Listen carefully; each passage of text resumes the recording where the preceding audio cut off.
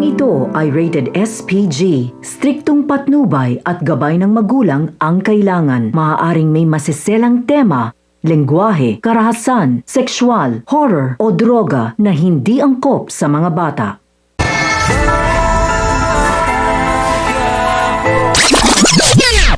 Hindi pa man nagsisimula ang transaksyon ni Ramon sa mga Europyo, ay palpak na agad si Greg.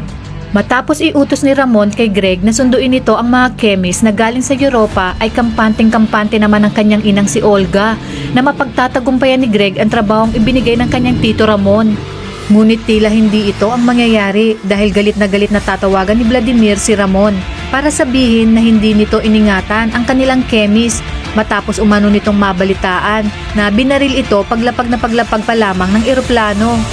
Kaya naman binantaan niya ito na sisiguraduhin niyang dadanak ang dugo sa muli nilang paghaharap ni Ramon.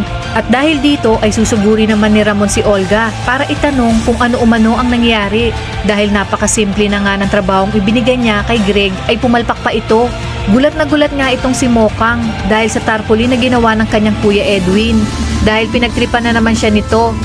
At di pa man nagsisimula ang practice ng kanyang kutilyon, ay nagkaroon na nga ng tensyon sa pagitan ni Tanggol at ng classmate ni Mokang na si PJ. Kaya naman maya-maya pa ay mapagtitripan nila ito at bubuhusan ni Tanggol ng tubig na galing sa imbornal ang tukmol na si PJ. Dahilan kung kaya't lalong magagalit si Mokang kay Tanggol dahil sa kahihiyan ng kalokohang ginawa nito. Huli na nang malaman ni Tanggol na mali ang kanyang ginawa at nakagawa na naman siya ng kasalanan.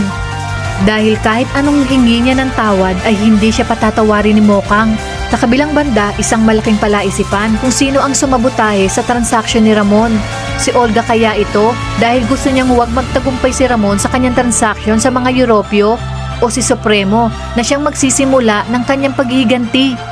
Kaya kapit lang mga kapamilya dahil marami pa tayong dapat abangan dito lang sa bagong paborito ng sambayanan, ang FPJ's Batang Quiapo.